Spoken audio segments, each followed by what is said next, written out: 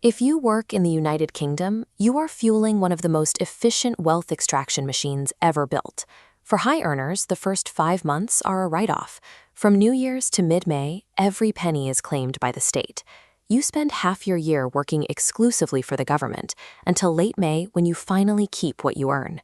We focus on the headline tax brackets of 20 or 40%, but that math is a distraction. The reality of the labor system is far more expensive. The rules governing this collection are crafted here, sold to the public as a way to keep taxes low while the mechanism does the opposite. Even if you receive a pay rise that matches inflation, you might find your actual spending power hasn't moved. This is the result of a policy called Fiscal Drag. This chart shows how it works. As inflation pushes wages up, the government keeps the tax-free thresholds completely frozen. Because those thresholds don't move, 4 million extra people are pulled into higher tax bands, despite the government never raising the rates. Fiscal drag ensures that as your salary grows to keep pace with the world, a larger percentage of your labor is automatically diverted to the state. To see where that money actually goes, let's follow a single pound from the moment you earn it. First, income tax and national insurance take 40%, leaving 60 pence. When you spend it, 20% VAT leaves 48 pence of value. Fuel duties and double taxes reduce it further. Finally, inheritance tax means the total government take reaches 80%. For the salary earner, the system acts as a gauntlet that systematically reduces your hard work to a fraction of its potential value. Compare that to the individuals who operate at the top of the financial hierarchy.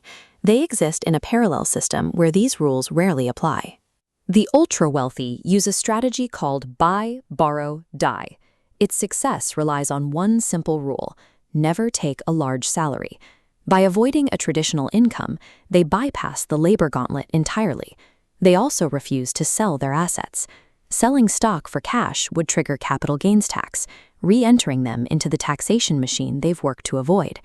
Instead, they use growing assets as collateral for massive bank loans, providing liquidity without selling shares. Since debt is a liability, not income, the tax rate on that borrowed cash is exactly zero. This is the capital processing machine. It's a legal environment where debt is used as a tax-free substitute for a salary. This two-tier system isn't a flaw in the UK's design. It is the design. The tax code is built to extract the maximum value from labor, while providing a frictionless path for those who hold capital. If your only strategy is to trade your time for a paycheck, you are choosing to participate in the most heavily taxed activity in the country. To stop the cycle of 80% taxation, you have to change your role in the system. You have to move from being an earner of wages to an owner of assets. The transition involves 3 specific steps.